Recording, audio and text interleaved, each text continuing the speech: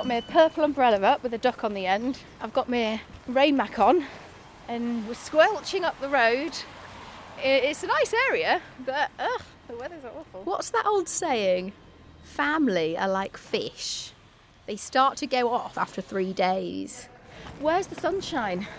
Well, imagine if 3 days turned into 5 years.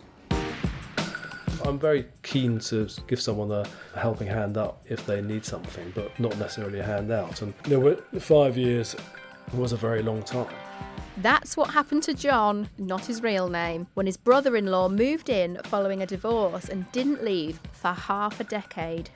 We were putting food on the table, providing a roof and everything that goes with that. Today, strap in, we're talking about awkward money conversations with the in-laws. Welcome to Money Confidential with me, Katie Morley.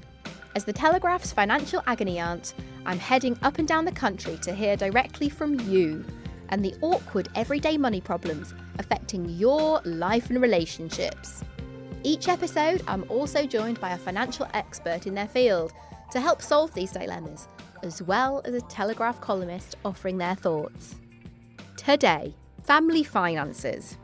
It's true that families stick together and help each other out in times of financial difficulty. Blood is thicker than water and all that. But what happens when your acts of generosity start going unappreciated and eventually leave you feeling exploited and resentful? An email on this very topic dropped into the Money Confidential inbox a few weeks back. For obvious reasons, we'll keep it anonymous. It's voiced by an actor. Dear Katie, I've got a problem with my mother-in-law regularly asking my husband for money because she's struggling with rent. He gave her £500 last month, and at the end of last year, he gave her £1,000. My husband and I have good jobs and have just bought our first house.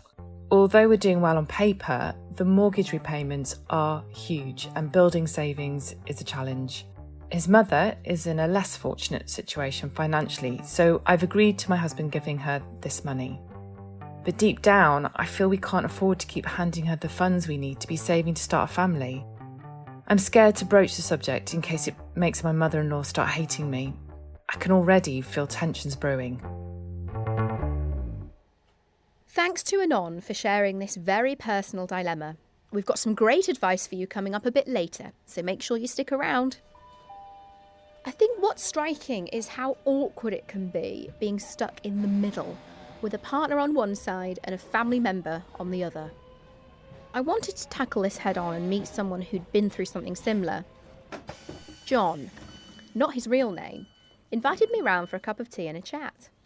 He started by filling me in on the details. Well, my brother-in-law came to stay with us 5 years ago, and unfortunately his marriage ran into difficulties, and he contacted my wife, his sister, and asked if he could take refuge with us for a short while. I can't remember exactly what the terms were at the time, 5 years ago. I think it was a few months. Yeah. And so he came to stay with us, and we've got a spare room upstairs, so that worked out quite well. In terms of him paying rent and contributing towards bills, there was an arrangement between him and my wife, which I wasn't completely party to, but my understanding was that he was going to pay £300 a month.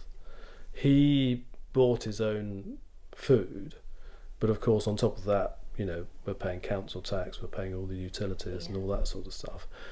And I think during that period of time, the amount of money he paid diminished. I think some months he didn't pay anything. And when I asked my wife about this, he suggested that he had said to her that we were going to pay for that stuff anyway.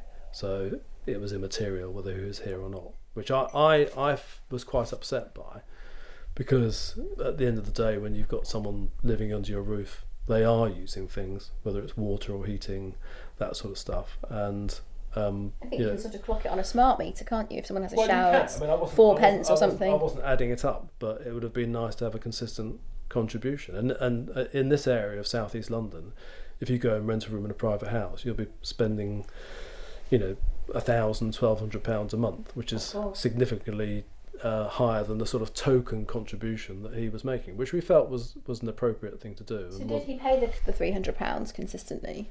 I don't know. He wasn't paying it to me. So he paid it to your wife, but she hasn't communicated to you whether he's paid it? Well, she has made some communications, but I think she felt a bit embarrassed about it, maybe, or protective of him to a certain extent, because it's her brother after all, and she didn't want to make a big deal out of it when he didn't pay. So my understanding is that he was paying to start off with because he didn't have a job at all when he first came here. So it sounds like the situation was slightly different to he didn't have a job, he didn't have an income, he was here, you thought, for the short term. Yes, but then as it progressed, it was 5 years, and he did have an income for a lot of that time, but the financial contribution perhaps wasn't there to the extent that you feel it should have been. When he first moved in, we felt there should be a financial contribution because he didn't have a job and we were paying for everything. We were putting food on the table, providing a roof and everything that goes with that. Over time, when he got a job, he was buying his own food, so we weren't having to pay for groceries for him, but nevertheless we were still providing an environment in which he could live, which comes with all the bills of providing that. So and my understanding is that once he started working, some months he either paid nothing or made a small contribution, but I don't know the precise details. And obviously COVID played a role in this. I think it was July 2019 he moved in. And COVID came along. Obviously that was a challenge because the opportunities for him to find work at that point were obviously limited by COVID. I mean, I'm very keen to sort of give someone a helping hand up, if they need something, but not necessarily a hand out. And 5 years was a very long time. Did it sort of put a strain on your family life? Well, it did, because I mean, for the first period, we tried to be as accommodating as possible. I mean, he came here, he doesn't know anybody in this area at all apart from us. So in the first several months, he was coming out with us to, friends' parties and things like that, and he'd tag along when we were going out. We went on a short holiday. In the first 6 months he came with us. Obviously we had Christmases here, that sort of thing. But over time he became more and more of a recluse. When he wasn't working, he was just up in his room, and even on his days off, because he was doing shift patterns, he had to take various days off. He was just sitting up there listening to podcasts and whatever he was doing, I don't know. Not that there's anything wrong with indulging in a good podcast, of course. It's a real test of communication with your partner as well, isn't it? Because it's a bit of a chain. So the in-law is over here, their direct relative is in the middle, and then their spouse is over here, and you're kind of relying on it's not necessarily a triangle of communication, is it? It's more like a chain in some ways. Yeah, I think it was a bit of a chain of communications, and yes, I think I probably was relying on my wife. I suppose I was kind of almost feeding messages through her by suggesting that she should have a conversation with him about what he was going to do next. And there were far more occasions where I asked her, what's his plans, how's the house hunting going, do you know what he's going to do next, sort of thing, rather than me going directly to him to ask him those questions, because I think that relationship, between him and his sister was closer than my relationship with him. But when I wasn't getting the answers that I wanted, that's when it turned a bit fractious. I asked John if the situation had caused tensions between him and his wife. I think it did, the situation did cause some tensions between the two of us. I wouldn't say it led to arguments, but I agreed to my brother-in-law moving in 5 years ago on the basis of it being a few months, so he could find his feet and move on. And when that went into a year, 2 years, and eventually 5 years, that did cause some difficulties, in the sense that I was, because she was communicating with her brother probably a bit more than me, I was asking when he was going to move on, and she didn't have an answer. And that caused some frustration. We were in a bit of a loop in that situation because we didn't have any answers. Yeah. And that goes back to the fact that there was a lack of communication from my brother-in-law about what his plans were. So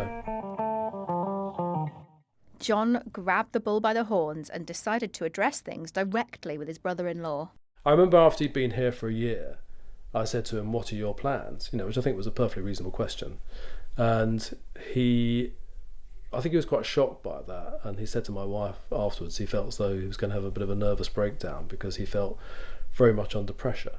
And the intention was not to put him under pressure and say, you've got 3 months' notice. The intention was to focus him on, The next what was steps. happening next. Yeah. This is a perfectly able man who's brought up a family, has worked all his life. I don't think he would want to end up living with his brother-in-law and sister for the rest of his life. No. So I was trying to put some focus on him to encourage him to think about the next chapter. But I think he found that very difficult to start off with. Yeah. And every time I kind of asked him, what he was planning in the future, he kind of shied away from that. And I think that's why he became more and more of a recluse and kept himself to himself more, because he didn't want to be put under that sort of pressure. And that's what I think caused some problems and some resentments. We just, I said to him after that first conversation, it would just be great to be kept updated on how's it going with the job, what are you going to do next, that sort of thing. And that was never forthcoming. It's obviously awkward when it involves family, but I wondered whether John wished that he'd formalised the agreement with a contract or something. In hindsight, yes, but I mean, when you make these things officious, it can be even more complicated. Well, not necessarily complicated. It can make it more difficult because it creates a bit of a, sword of Damocles, something hanging over you in the sense that there's an obligation on one party to either, or both parties to stick to that contract, or whatever. And I think if it hadn't been a family member, maybe it would have been different. But I think with a family member, there's probably a softer touch, I would say, because it was unfortunate. It was an unfortunate situation that I don't think was any real fault of his own. So as I said, we were there to try and help out. I mean, we had our best intentions to help him out, provide him with a roof over his head, provide him with an environment in which he could, think about what he was going to do next, and also provide him with he joined our network of friends from time to time and did things with us, as I mentioned before. So would there be anything differently that you'd do if you could go back in time? Yes, I probably would have been a bit more rigorous and disciplined in terms of having those conversations. In many ways, it was a bit of a perfect or imperfect storm, because he had a difficult situation. He moved away from COVID, which nobody saw coming, followed. And so that did extend the situation, if you like. But nevertheless, I mean, we've been out of COVID and the restrictions from COVID for 2-3 years, so it did go on for much longer, but probably I should have been firmer, is the short answer. When John's brother-in-law finally did get a place 5 years later, his wife wasn't given many details. In fact, he cleared out his stuff and left while the couple were on holiday. We got back, empty room, no note, nothing. Which is, we've got mail for him sitting on the ledge out there. We haven't even got a forwarding address. So it's a little bit strange. And I think, maybe less so for me, but I think my wife found that quite upsetting. And I know, when you've got a family member living under the roof for 5 years, as you suggest, it can be difficult. Extremely, but at the same time, it might have been nice to know that, he'd gone, and I wasn't expecting a long thank you note or anything like that, but just a note to say, I found somewhere, this is my address, appreciate you putting up with me for the last 5 years or something. I asked John, what's your best advice to someone who might be in a similar situation?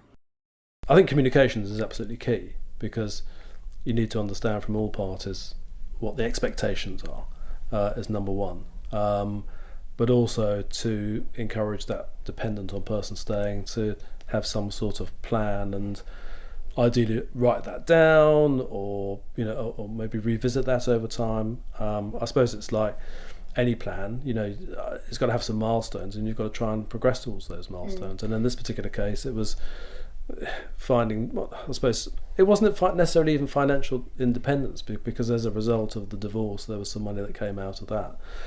But it's having a goal to rediscover that independence and independent living again. Thanks to John there for talking us through his experiences. So the living arrangements were certainly more cushy and attractive because his brother-in-law had a private space in John's large family home. But looking back with hindsight, I think it's clear that John has regrets about the way all of this was communicated between the three of them. I decided to bring in a qualified lawyer and professional mediator, Becs Dhillon, for advice on what to do when you give a family member an inch and they take a mile and the spare room. It's complicated and it often does happen. I think there's a sort of thing of families there as backup and support, and they're who you go to in times of trouble. What often happens is there's this lack of communication, and someone has the idea of, okay, my family's going to be there, they're going to support me through this period. And the other people might be thinking, yeah, we'll do that for 2 weeks, but we're not going to do that for months or years. But often they're different perspectives and never talked about. And I think that's where it often goes wrong. It's important to say, isn't it, that, in a marriage, you've got your family and they've got their family. And I think if you're having sensitive conversations around money and boundaries about living and things like that, it's a different dynamic, isn't it, when you're talking about your in-laws? How does that work in practice? Every family is different, and some people will have seen models of in-laws that they want to replicate, which is in-laws are the people that you're really close to. Some people even you call them mum and dad. They become another set of parents and you welcome them right in and you're super close and you're expected to do everything together.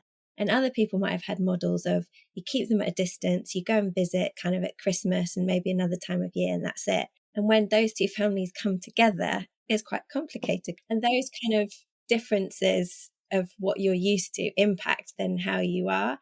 And when it comes to money, do you think there's differences in what people think that their family owes them? So, for example, John's brother-in-law seems to think that owe him this 5-year stay in their house. But the expectation from the other side is something a bit different. Can we talk about that for a second?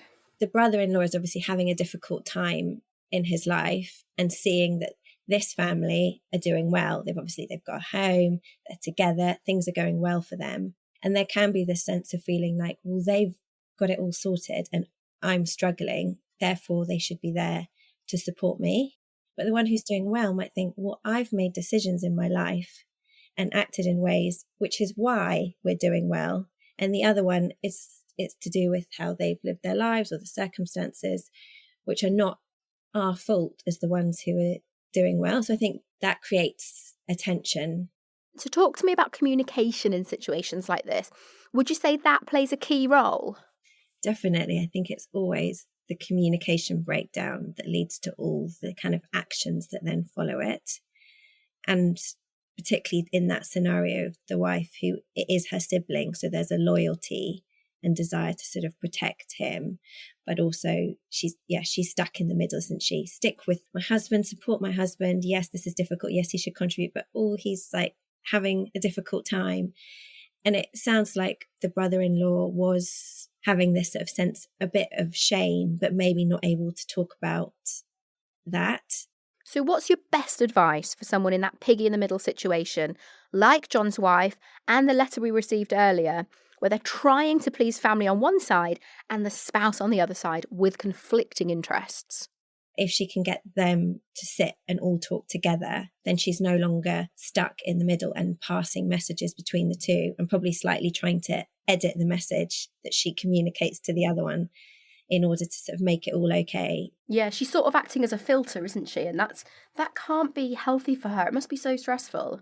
Yeah, so stressful, especially if those two sides feel very different and you're pulled between those different sides of feeling sorry for one and trying to keep everything okay with the other.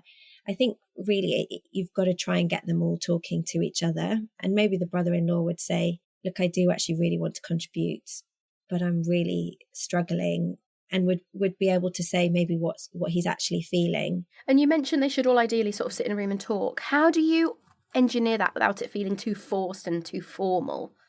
It's difficult. And I think that it's important to listen to each other.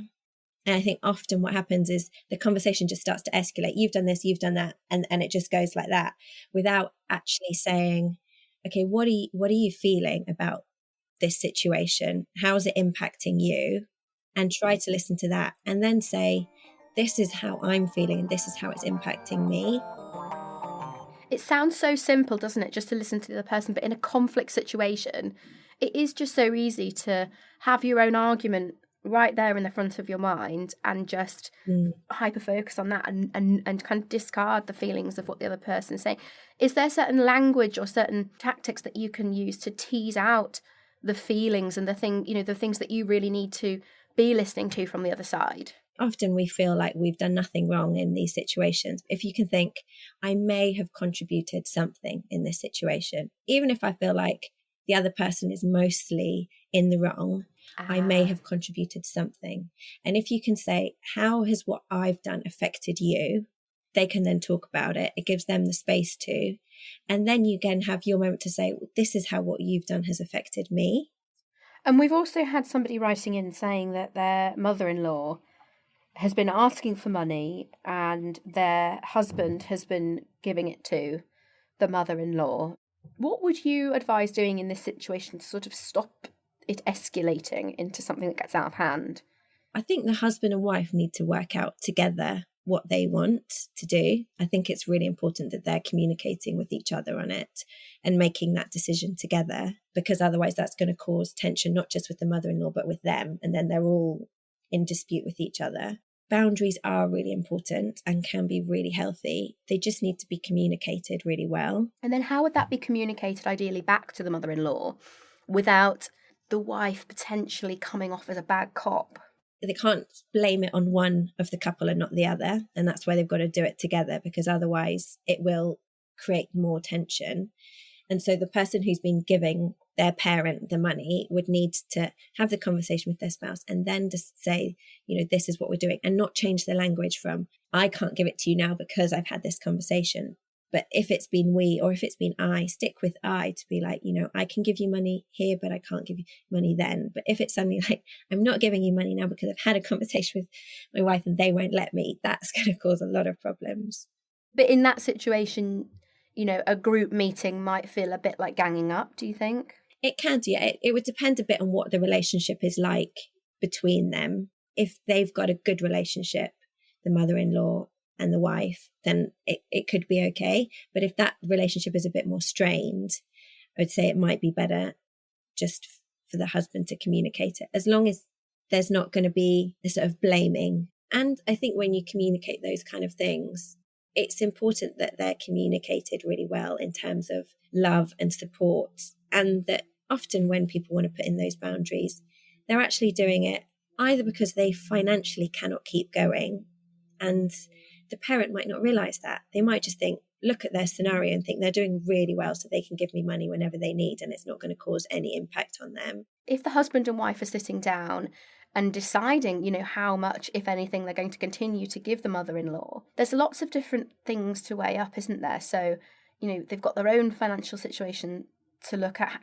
How much can they afford to give? Is it right that they give her anything? Do they owe her anything? And what does she expect from them? She may well have been an amazing mum, given everything to her son. Does she feel she's owed something at this point if she's struggling? And is that reasonable? I think that's part of why it sort of needs to be a conversation, because it's often not just money. It seems like it's just money, but there's actually other emotional ties and things involved, which is why you have to try to understand why these people want money, why these people are giving money, and therefore if they're going to stop, why they're going to stop. And if it's not really talked about, then it kind of does feed into a narrative then of, I've given them loads and now they're not giving any more to me because they're selfish or because of their wife or because of whatever it is. But if they can actually talk about it and say, look, we've got kids now, we don't have lots of extra cash, we want to be able to support you, and there might be other ways that they can do that. We'd really love it if you came to stay. We'd really love it if we could take you on holiday. There could be things that they're willing to still do, and they could communicate that so that it's not about rejection. It's not that they're rejecting them, it's that they're putting in these boundaries and saying, we want to do this so that we have a better relationship with you. Otherwise, we feel like resentment's going to build up, that we're giving you money that we are struggling to make ourselves. Becs Dhillon, thank you so much for your time. What do you think? How long would you let an in-law stay over? Have you had to bail out your in-laws? Has bad communication ended up costing you? Email me at moneyconfidential@telegraph.co.uk and we might return to it in a future episode. In just a mo, I'm joined by the Telegraph's chief reporter, Robert Mendick, who has a thing or two to say about in-laws. Back in a tick.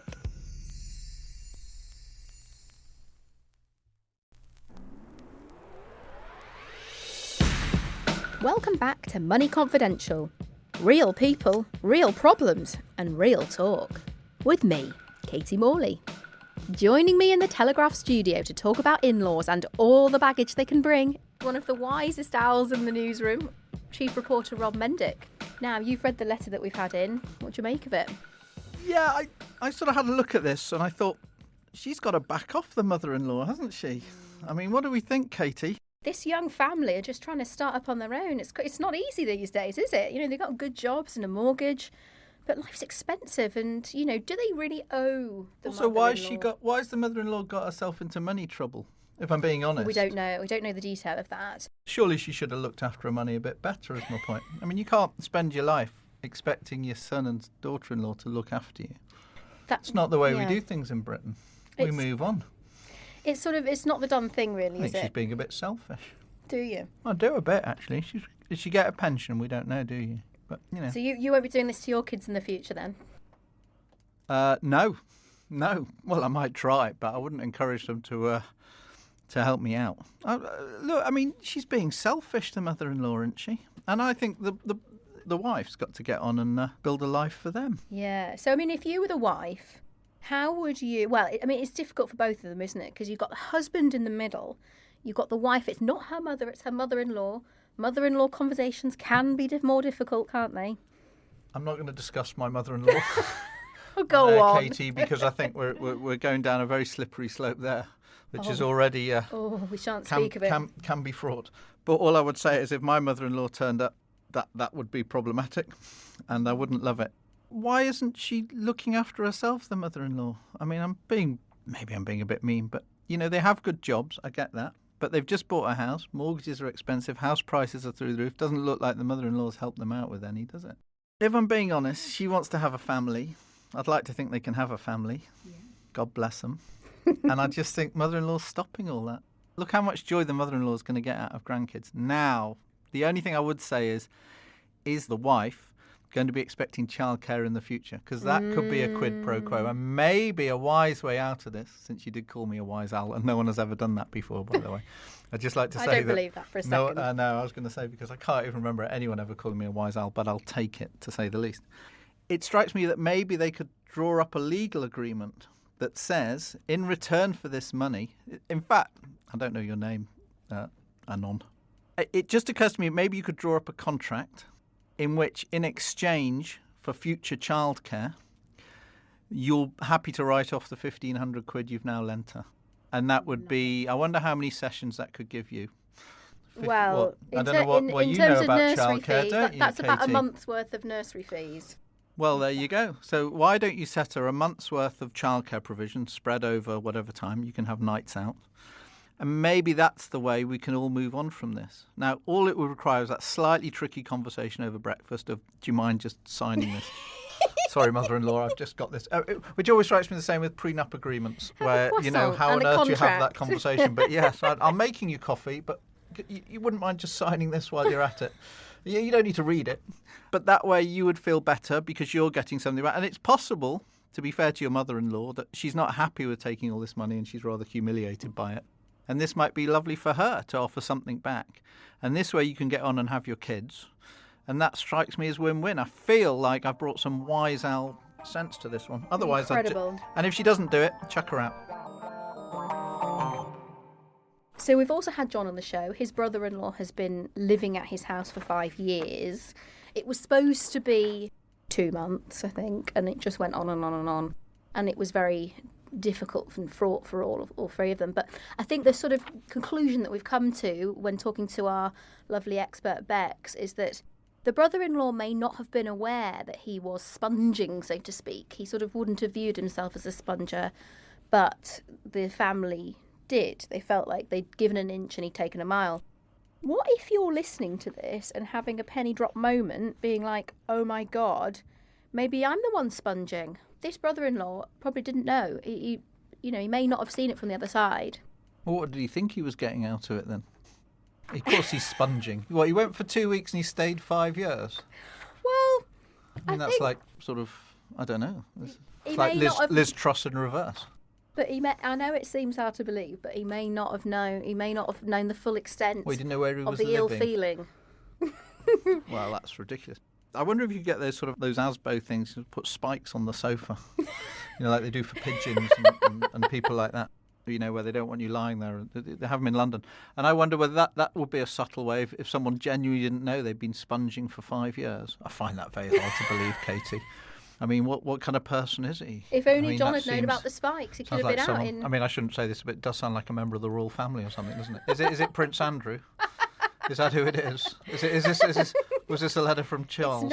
It's not a letter from Charles, and it's his brother, is it? And he's saying, I've got this chap living on the estate. It's and not. he just won't budge. It could be, though, couldn't it? It could be, though. It could be. It sounds like it. It bears parallels. I can't quite work out how you could turn up somewhere for 2 weeks and then stay for 5 years without realising. But God bless the brother for keeping him on. And, what a Samaritan.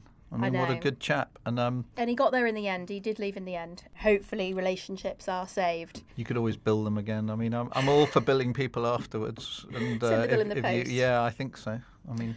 But what should someone do if they have a sort of penny drop moment and think, oh gosh, maybe I am overtaking here. Maybe I'm taking too much. Well, you want to get off your bottom, don't you, and go and do something about it. I mean, it's a bit sort of, we're into Norman Tebbit territory. Have a word with yourself. I do wonder why. I mean, it's very sad when people's lives get to the point where they're stuck on their brother's sofa or wherever it might be. But you just think, go and live somewhere else. Pick yourself up. A little bit of home. Well, yeah, I mean, there, but for the grace of God and all that. I mean, let's show a bit of compassion here. So, I mean, good on the brother for taking your brother-in-law in.